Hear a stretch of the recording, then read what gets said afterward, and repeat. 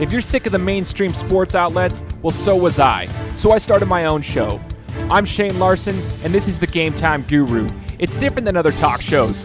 I'm providing a panoramic view on sports so you can see them through a different lens. So buckle up and let's go. What's up, everybody? Welcome out to the Game Time Guru podcast. You know me, I'm Shane Larson, your host, and this week we've got an awesome guest, as always, coming onto the show to share their story with us. So it's 2019, it's January, which means everybody's getting ready to, hit those fitness goals, try to lose some weight, or put on some muscle. Well, I thought it would be an amazing time, great timing to bring on a professional bodybuilder to the show. So we're going to be talking to this professional bodybuilder, Rob Smith. He's going to talk about his days in the bodybuilding world, the preparation and the time and the effort that it takes to get to his level, as well as his days playing rugby. So we're going to learn about that. It's going to be an awesome show today. Now, before we get started with the interview, I want to remind you guys that we're trying to do as many video podcasts as we possibly can. So this interview was done on video, and you can watch these live on Facebook when they come out there if you want to go to my Facebook page. So make sure to go check it out. Hit up Facebook, type in the Game Time Guru, and go find it. So this video recording was done live when we did it, so you can watch the video version and the audio version of the podcast. So we're trying to do that. You guys asked, and you said, a lot of you wanted to see some video as well as the audio, and I wanted to make sure that I try to make some of those changes in 2019.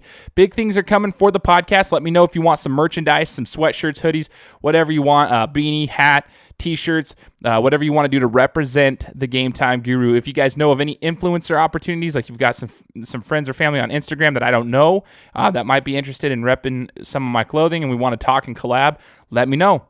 I'm happy to, speak with anybody. I'm open to any kind of opportunities that we can make, and I'm open to building relationships with other people in regards to business. So I appreciate everybody who's tuned in for the episodes, been with me from the beginning. But if you're new, I'm grateful for you being here and listening to the podcast. I try to make this a little bit more unique in the sense of I'm not just going to be doing sports recaps and everything like that. I like to let people share their stories with us, the people from the sports world that have stories that they can share and motivate others. And it's just an opportunity. It's a platform for people to share their journeys.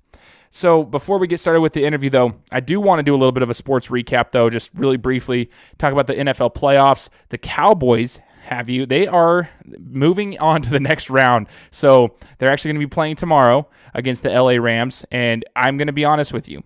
This is my 100% honest thoughts. I think that's the best option we could have had. I did not want to go back to New Orleans and play the Saints.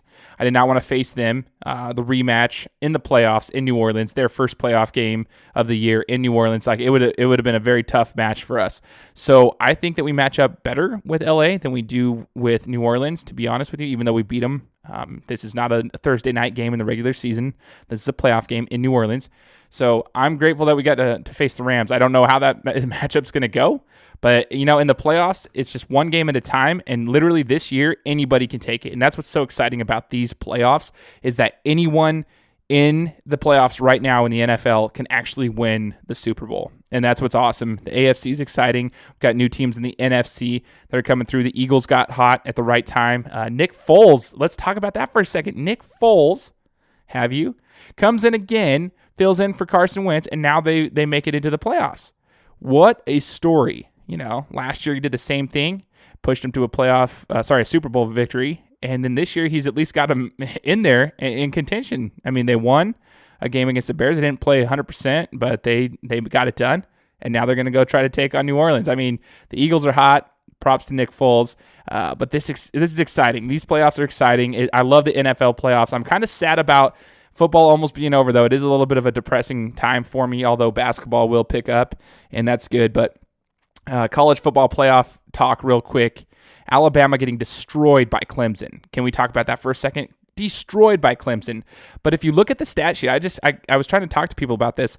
Alabama did not play as bad as the stats were showing. In fact, Alabama was marching on Clemson the whole first quarter. They already had over 200 yards in the first quarter of offense, and they were marching. But where the game turned was that first possession of the second quarter, where Clemson made a goal line stand. So Alabama marched all the way down the field on them once again, got all the way to the goal line, and Clemson ended up making a stand, and they had to kick a field goal, and that's where they got to their 16 points. When they kicked that field goal rather than getting into the end zone, that's where the game completely changed.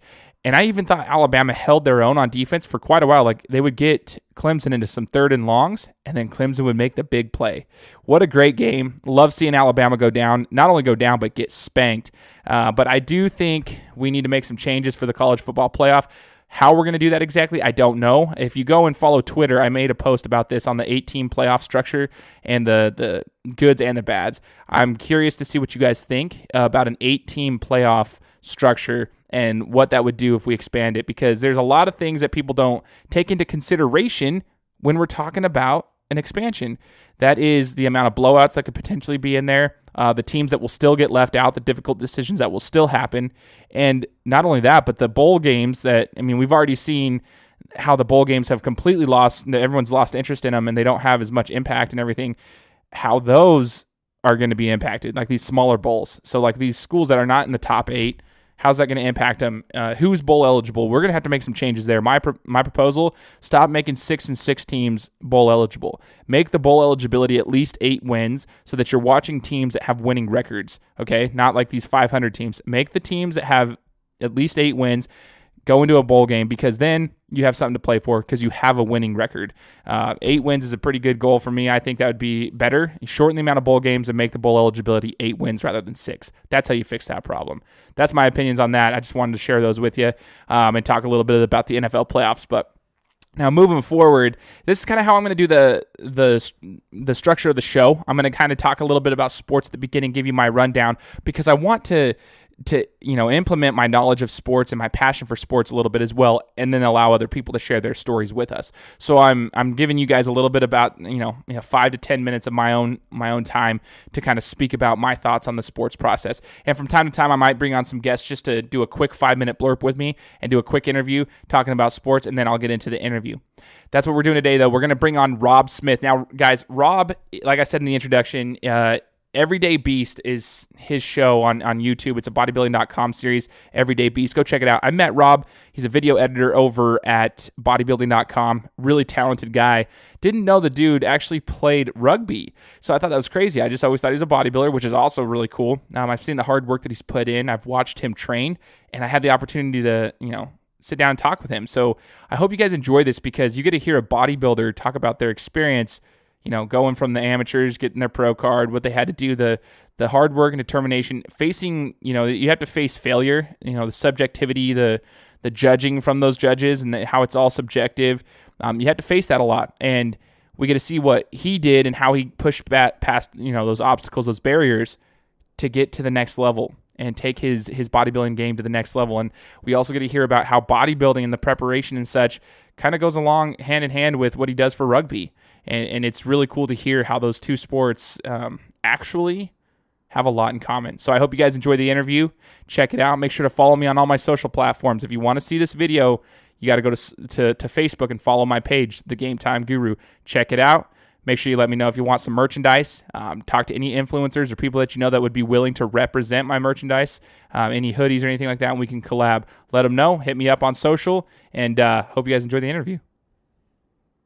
All right, what's going on, everybody? Welcome out to another episode of the Game Time Guru podcast. I'm your host, Shane Larson, and as you guys know, we're trying to do a couple of these video feeds as well as audio. So you guys, I did a poll a couple weeks back. I asked you guys if you like video, audio, or both, and I had a lot of people asking for video, so we're trying to implement that a little bit more. So I've got Rob Smith joining me today. So Rob, thanks for joining the Game Time Guru podcast.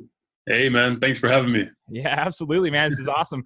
It's been a long time coming because, I've known Rob for quite a while. I worked with him at bodybuilding.com. Didn't work directly with him, obviously, but I saw you all over the place. And so finally, we were able to get you on here, and I'm excited about it because, one, we're going to be talking about bodybuilding, and we're also going to be talking about rugby. I didn't even know you were a rugby, player until, a couple months ago, maybe almost a year ago, actually now. But you told me that, and then I found that out. I was like, yes. So yeah. I'm excited to do that and hear both sides of those. So first, though, so people can get an idea of who you are and what you do, Rob, so in your day job, what do you do for bodybuilding.com? All right, so for bodybuilding.com, I'm a video editor. So anything content related that comes across from workouts, nutrition videos, motivation videos.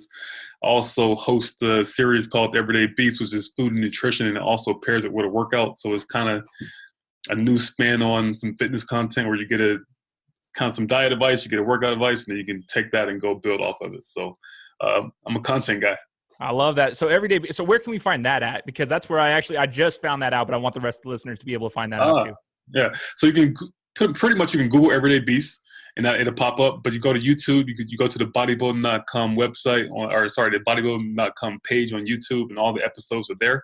And also, if you go to the bodybuilding.com webpage, you can find the Everyday Beast episodes there as well. So. Solid. Okay, so everybody make sure you guys go do that. Check it out. All those places that you just mentioned, go check that out. It's freaking sick. One of the things I noticed, Rob, is when I was still working at bodybuilding.com, at that location, the headquarters of bodybuilding.com, there's a gym in the facility, right? So there's a gym there. And I remember watching you one day, like you were walking on a treadmill with 10-pound weights in your hand, and it was an incline. And I don't know if you even remember doing that, but it's like one of your cardio things you were doing. Or whatever. Yeah, dude. I was watching you do that, and I was like, what's the point of that? I just didn't realize if that was like really hard or not. Let me tell you something, guys. Like I decided, I was like, I'm going to hold 10-pound weights and walk for 20 minutes on an incline, like a steep incline. I did it at Axiom, which is another gym here locally. And it was so hard, dude. I was like, yeah, I don't have the strength like you do, man. I saw you doing that one day. I was like, I'm going to try that out. It's not as easy as it looks. It's definitely not as easy. No, man. That's just my bad. That's just one of the tricks, man. It's just like, you have like a lot of guys like say I want to put a weight vest on, or I want to get a backpack and throw some weights in it. I didn't have that, and this for me, it's just like, all right, grab the weights, man, just add a little bit to the cardio. I think when you like getting ready for a bodybuilding show, you're doing cardio so much, and then after 2 weeks, you need to like add an element to it, or you need to kind of change it up so it can still be effective. So for me, it's like, all right, fine, let's grab some weights. We'll do 20 minutes with that. We'll do 20 minutes without it, and then we'll finish the last 20 minutes with weights in my hand. So just a little bit of extra resistance, a little bit just throwing me off my balance a little bit, making my body work and just not used to it. Okay, I got you. So it's kind of like you take your everyday job, you're a content creator, you're a video creator, like you do all this stuff, you're creative. And you kind of make that, you make it creative in the gym as well. Now, Rob, how long have you been in the sport of bodybuilding for? When did you realize you wanted to start lifting weights and actually competing in this sport? Man, I think I did my first bodybuilding show back in, had to be 2014, 2013. So it was kind of random. I had been playing rugby in New York for a little bit, and I didn't get tired of rugby, but I was like, all right, I need something to kind of change up the pace, and I was trying to get a little bit bigger. So I got in the gym a lot, and then somebody was like, yo, we should do a bodybuilding show. So it was like, all right, I'll try it out. I got on the stage the first time I was around like 176. I think I placed 6th out of 7 guys. So it was it was a natural show in New York City, man, and it was just that was like the click, and I was like, oh man, this is what I want to do for a while, I like that. And you weighed at 176. Is that what you just said? Okay, can you tell the listeners how tall you are, just so they have an idea of 176 for your body type? I'm 6'2". So 6'2". that's string being pretty much, what I'm saying? So. Okay, so that's why I wanted to say that, because 176 for your height is pretty small. It's pretty lean, pretty smaller. Yeah, athletic, man, straight up. So how much weight have you put on since 2012, 2013, that time frame up until now, do you think? Man, I moved to Boise in January 2015. And by the January of next year, I was probably like 210. Then add another year to that, and I was in the 220 range. So I've been chasing like 230 for like the past 2 years. But I've put on at least, what's that? If I move to Boise at like 176, 180, that's 40 pounds, man. So, man, and that's not 40 pounds like my 40 pounds. See, you go back 4 years ago, I was 40 pounds lighter. We just joked about that this week. I was 40 pounds lighter 4 years ago, and I was much more athletic than I am now. Mine's a bad weight. Yours is rock solid muscle. So this is what I kind of want to talk about, is like the consistency that it requires to get that weight put on, and what goes into your mindset and the training. So let's start here. When you had a goal, you started wanting to compete, and you wanted to, put the time in the gym. When did you realize that you had to take it serious, and what kind of training does it require to actually consistently go at it and be able to build that muscle? Because not everybody can actually put on that weight so easily. It's a tough thing to do, to put on healthy weight. How did you change your mindset, and how did you, start structuring your training for your workouts?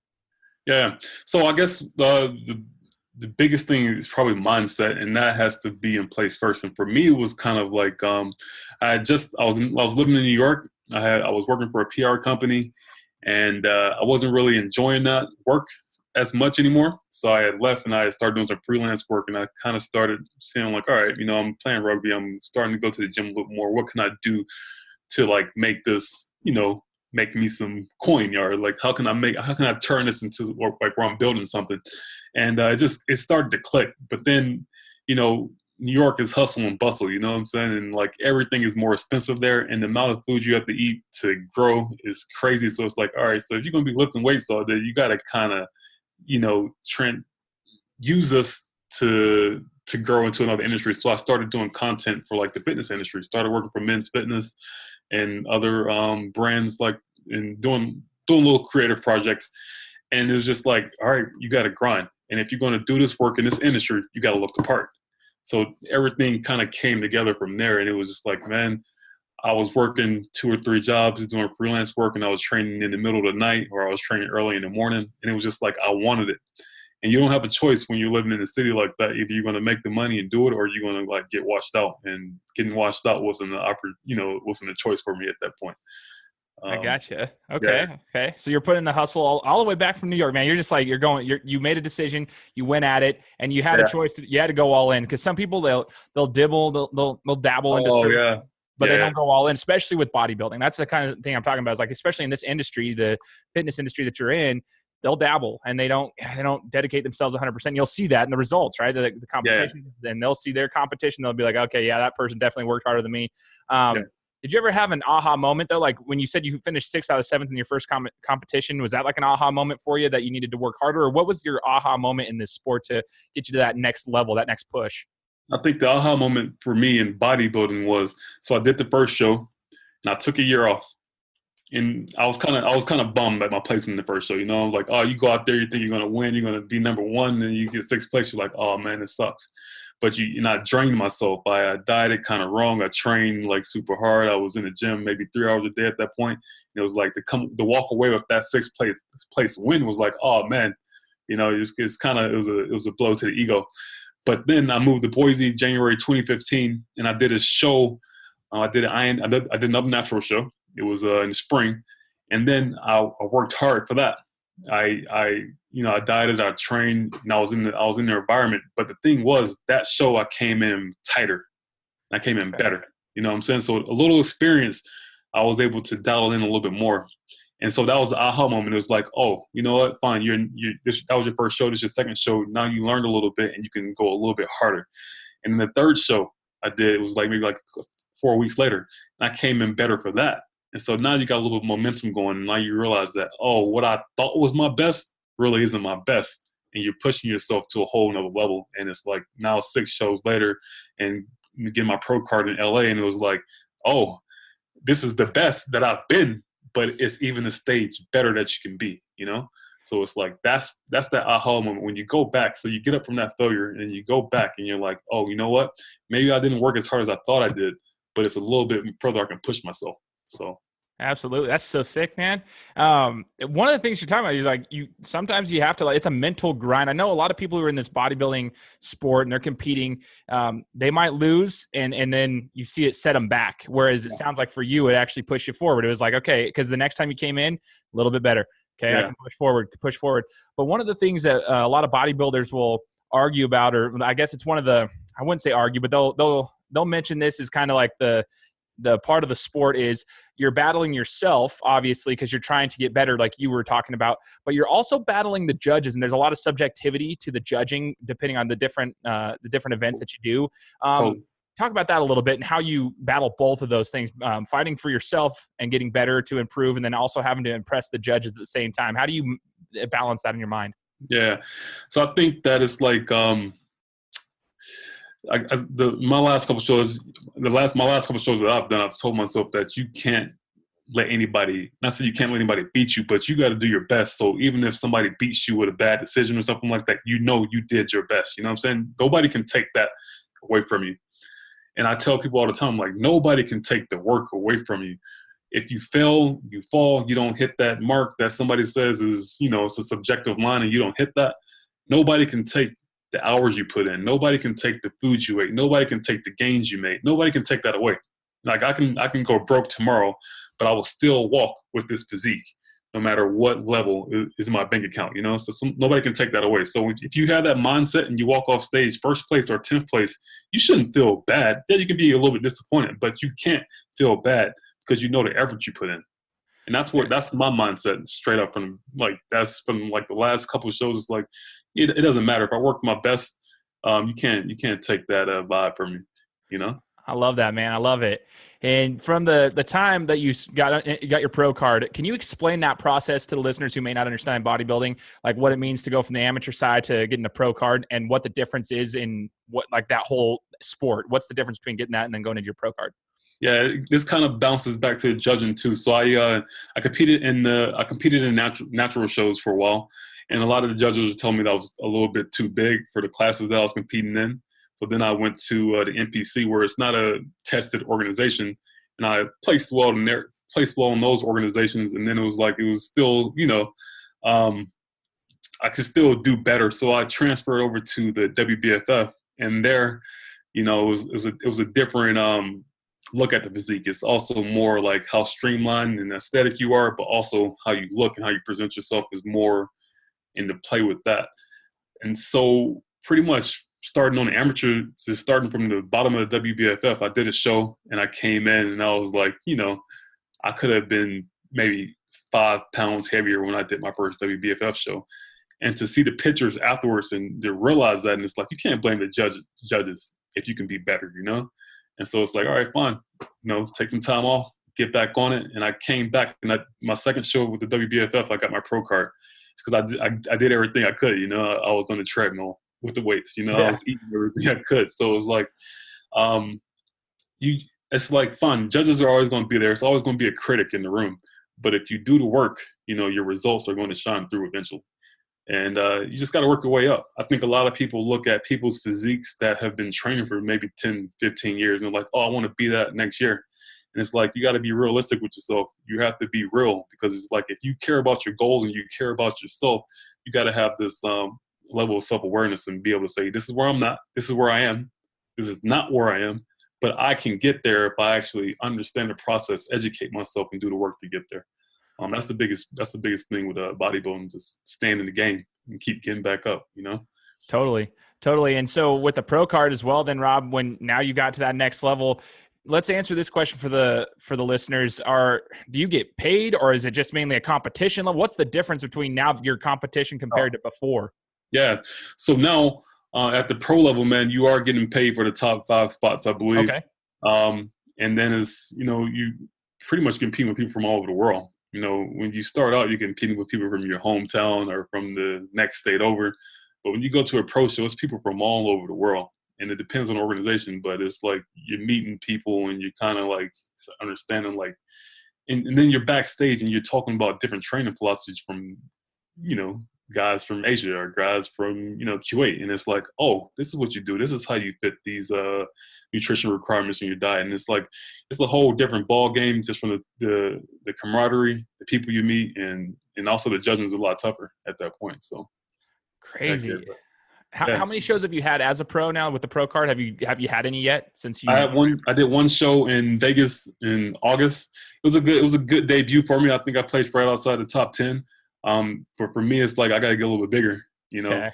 I came in around 204 for that show, so it's like I need to be stepping on stage at 210, to kind of hold my weight against some of those bigger guys and whatnot. So. Okay. And if you're walking around roughly, you're fluctuating 220, 230, roughly, it just all depends on, do you have to cut weight like a fighter would essentially right before the show? How much, do you think your weight fluctuates right before your show? Man, what I've learned for me is I need to start, I've done well with 10-week cuts. I did a 12-week cut for my LA show, and I tried a 10-week cut for this August show. And it's like, for me, I think just being that I'm already naturally lean, I need to start maybe 14 weeks, 12 weeks at the latest, but 14, maybe 16. Next time I compete, it'll probably be 16 to 14 weeks when I start cutting, just to maintain the size and to go at it a little bit harder and heavier, instead of trying to crash and fix things at the very end, Totally. Now, one thing, Rob, you're like I said earlier, you got a little bit of rugby and a little bit of bodybuilding in there. A lot of bodybuilders, if they're former athletes, I've talked to a lot of people at my, local gym. They were athletes through high school, some of them through college, but then once the playing days were over, they kind of went over to bodybuilding because it gave them something to still train for. Like they still train. It gives them some sort of satisfaction, because it's something to do that's physical. But they usually give up on their sports because they don't want to hurt themselves. They don't want to damage their bodybuilding side now because, you sprain an ankle in basketball, tear a knee in football, whatever it may be. That's why they stop playing, because so they can continue to put all their focus in there. To my understanding, you still compete in rugby in the local club teams. Is that correct? Yeah. And, okay, so you do that. Do you not have a fear? I mean, I knock on wood, right? But like, is there ever that thing in the back of your head? For me, it's like we got one life to live, man. I love that. And if you're not doing it, you're not doing it. So if you're gonna, if you're gonna break your arm, you're gonna break your arm. I rather, if I'm gonna break my arm or like hurt myself, I'd rather hurt it doing something I enjoy doing, and that's running, knocking somebody out, tossing the ball, or So, it might sound like a silly answer, but it's like, hey, man, just go for it. If it happens, I handle it then, I respect that. I think that's awesome. I think it's cool that you do, but that's why I was surprised when you told me you were still playing rugby. I was like, oh, okay. Because I just talked to a lot of people who gave up on the sport specifically for that reason. I think it's awesome. So let's talk about the rugby side of things. You train and you play, what's your position and how long have you been in rugby? Because you did mention you played in New York. So how long has rugby been kind of like one of your passions? Man, so I moved to New York in maybe 2011. I didn't know anybody. I moved in with a friend from high school, and he was literally the only person I knew in New York. So I was like, fine, I need to go, I need to get involved. I need to meet some people in the city. And I started playing football, and I moved to New York in January. So pretty much January in New York is snow. And so I was like, I'm from Georgia. I never ran in snow. So it took me one time to roll an ankle and fall down playing flag football. And I was like, no, I'm done with this. So I waited till the spring. I went out and I found a rugby club. And it was I was hooked from there, It was like, dang, this is new. It's fun. It's fast paced. It's 80 minutes all out. You're going for it. And it's the rugby culture is just amazing. And it's an international sport. So the community, you're meeting people from all over the place. And some of my best friends I've met, through rugby. And so I started that in maybe 2011. I played 3 seasons, and back then I was smaller, so I was 170, 176. So I played on the wing, which is pretty much equivalent to a let's call it a wide receiver combo with maybe a safety in the NFL. Okay. So you're playing offense and defense. It's a speed position, and it's pretty much the winger gets the ball, he's supposed to score. So if it makes it out that far to the wing, you need to be on your horses and scoring. So fast forward to maybe 2 years, it's 2017 now, so 2019 now. So maybe 2017, I started playing with Snake River here in Boise. Okay. And it was at that point I had gained 40 pounds. So I moved to the pack, which is the forward pack, and I play lock, which is pretty much, you're talking about a linebacker. And, typically locks, they're supposed to be powerful, but, my speed from playing on the wing, it was a double-edged sword. I can get in and out, or I can stop somebody, or I can break the line. So it's a totally different ball game. And I actually like playing lock better. Really? Okay. I was wondering, I talked when I had a professional rugby player on the show. He's actually playing with the New York club now for the MLR that just started. Yeah. So he's now on the New York club. Yeah, so he was playing for New Orleans the first year. Now he just moved over to New York, so that's cool. It's going to be their first season, I think. But yeah, he played lock, and he was talking about it and everything. Mike, you would be nasty on the what do you call it, a pitch, right? On the pitch. Yeah, you'd be nasty because you're you got the speed and athleticism, and you can hit. Some of those guys that are big, they're not as coordinated. Obviously, you have the experience in a skill position, quote unquote. That's insane. So you come over here to Snake River. I have a question for you, though. So Snake River Rugby Club, that's for people who don't know, that's actually we have a really good rugby club there. Snake River's, they're pretty well known around the, the Northwest. Yeah. So they're pretty well known, but across the country, not a lot of people know. But I want to know your opinion by playing in New York and playing here. I don't want you to down your team or anything, but I want honest thoughts. What's the competition level over here compared to, back east? That's the best way to answer this. So New York, they play all 3 divisions, D1, true divisions, D1, D2, D3. And it's a lot more teams. I think in New York City is probably, in metro areas, probably 100 different rugby teams. So to think about the Pacific Northwest, you maybe have 20 clubs, maybe. I'm not going to, don't quote me on that, but you might have 20 clubs. So obviously the level of competition is a little bit I'm not gonna say lower, but it's just a different structure how they structure the unions.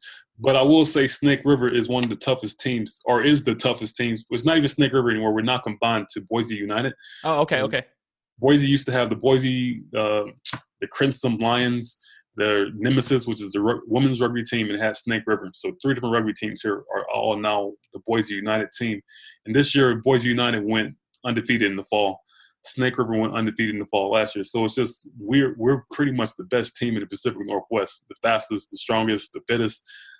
So I think we could take on any team in New York or anywhere, any at the same playing level or whatnot. All right. So the challenge is out there. That's good. Get some Yeah. publicity out there. Let's see. So where do you guys play at? So you're here in the Valley here in Idaho, but so anybody who's not from here, where is this located in comparison? Is it in Boise? Is it outside of Boise? Like where do you guys play? Yeah, so we play at Willow Lane Sports Complex, which is right outside of Boise. But say, for instance, we're playing a team in Bend, Oregon. We're traveling to Bend. We're traveling to Portland. We're traveling to Tacoma. So we're all over the Pacific Northwest. Depending on who we're playing. Like the Tacoma Nomads, the Portland Orsu. So it's like we're everywhere, man. Do you guys have to fund it yourselves? Do you have sponsors? How does that work? The club pays for a little bit of some travel. If we have some guys that might need some help. Me personally, I kind of did my own travel. It was a good time for me and Jen to get out there and hang out and just see a different part of the country or whatnot. So, hey, I'm new to the area too. So it's like, oh, that was another thing. It's like, how can I travel a little bit more? So it's like, oh, this team's playing in Portland next week. You gonna go? Yeah, let's go. Let's make it happen. Let's rent a van and let's make it happen. That's dope, man. See, it gives you an opportunity to explore. That's what sports do. They can provide different opportunities for you, and then you get to go do that. You're familiar with it. That's awesome. So my other question for you, Rob, you got rugby, you got bodybuilding. The parallels between the two. Some people might not think they're at all similar, but I kind of want to know your thoughts on it, like your training, your mentality. What are the parallels that you can find, like similar things between rugby and bodybuilding, especially at the top levels like you're used to competing at in both? Yeah, I think rugby is a very it's a skill position sport. You have to pass. You need to know the plays. You need to know the formations, and it's just one of those things you got to go at it every day to get better and to keep yourself sharp. With your passing skills. Like me, it's like, what do you need to work on, Rob? Passing. I got to work on my passing. And bodybuilding the same way. You need to be in there every day. You can't skip a day in bodybuilding. Rugby, if you're passing every day, you're going to be able to pass that ball across the pitch, and that's just going to make you so much better. So it's just in any sport, any physical endeavor, you need to have your body primed. I was actually listening to something today, and it was like Michael Jordan was like, "Man, I practice so when I get in a situation, I don't have to think about it. It's just instinctual, So it's just like if you are a lot of guys in bodybuilding, they lift, then they flex, And it's just like that. They already got the motion. They've been doing it for 6 weeks. So in bodybuilding, one of the biggest things is posing. So if you don't ever practice posing, when you get on the stage, you're going to be like, oh, how do I make this look the best of myself? And it's just like, the work, it's as with anything, you got to put the work in. And so just the level it takes, if you actually care about it, both sports, bodybuilding or rugby, you have to put that work in every day. So. Totally. Do you have a specific bodybuilder that you look up to as far as like someone that like a Michael Jordan in basketball? Do you have one of those that you look up to in the bodybuilding world? That's a good question, man. Let me think about that one. You've been around the game for a while. I mean, you're working for bodybuilding.com. I just man, that's I don't know. I like Kai Green's motivation and mentality. His mental game. As far as physiques. It's funny because when I wanted to become a pro, I picked like 5 different guys. Sean Stafford, I wanted Sean Stafford's chest because he has a nice upper chest development. Then I wanted another guy's arms. So I put all 5 of those guys on my wall, and I just knew what I wanted to mimic and to build a perfect, or what I felt was the perfect body. And that's what I did. And I put WBFF Pro above my door, and I saw that every morning when I walked out the door to go to work. And it's like that it came to fruition. It was like a little mini vision board. So heck yeah.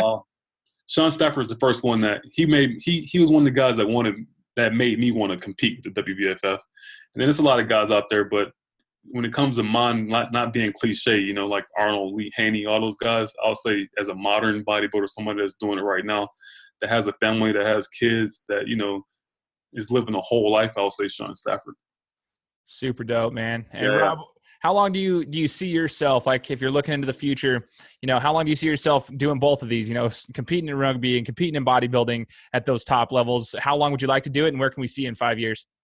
Man, that's an interesting question. I think now, man, is for me, maybe 1 or 2 more bodybuilding shows, which will be in a year or 2. I got to add some size on. Rugby, we're going to see. I got some stuff happening over the next year. So we're going to see when I can get back out there, maybe in the fall season. It is true that you really can't be competitive on a bodybuilding stage and play rugby at the same time, only because rugby, all the nicks and the bangs you get, you miss training days. So it's like when I say, all right, I'm going to get ready for a show, rugby is kind of out the picture for at least 6-7 months, while I'm prepping for that. But, who knows, man. I will get back on stage again. Maybe it'd be like 30. I'm 32 now, so it'd probably be 33, 34. So. Okay. All right. Give us, to wrap this up, give us your best, I guess, recovery technique. So whether you're playing rugby or whether you're bodybuilding, what's the best, like you get a crazy training session, and what's your best form of recovery? Do you do ice baths? Do you just eat? Do you just chill and watch Netflix? What do you do? Nutrition is key, man. You get a good meal, get some rest, and I say get on the treadmill. Like you play a rugby game, get on the treadmill. You play a football game, get on the treadmill. Whatever you do physical, make sure you get on the treadmill, work it out, walk it out, do what you got to do. But number one is going to be how you refill yourself and get, rest and whatnot. So make sure you get some greens, get some good protein sources, and get some carbs in there, man, some fat, make it happen. I love it, man. I love it. All right, guys. Well, this is Rob Smith. Rob, I appreciate you joining us today and, sharing your story through bodybuilding and rugby. Is there any other things you'd like to share with us before we bounce out? Hey, man, just stay with it. You have to stay with it. You got to go back at it every time you fall down. I know it's cliche. People say it all the time, but listen, it's that simple. It's as simple as just getting up every morning and doing it. And, you got to give yourself 3 years. I would say I want to do it in 6 months. Give yourself 3 years. And then I guarantee you'll come back to this podcast. You'll come back to these words and be like, you know what? He said 3 years, I got it. And I got more than that. So just keep getting back at it and doing it every day. That's pretty much what it boils down to. I love it, man. I hope you guys are listening to this and taking these words in. And for all the listeners out there, you know the drill. Make sure you're checking us out on Facebook, Instagram, Twitter, all the platforms. Go subscribe to the show on iTunes and every other podcast platform you can. You know the drill. We'll be back at you next week. Hey. Guys, thanks so much for listening to another episode of my show. Now, if you could go and do me a favor, head over to iTunes, give me 5 stars, and leave me a review. It would be greatly appreciated. Thanks, guys. Appreciate your support.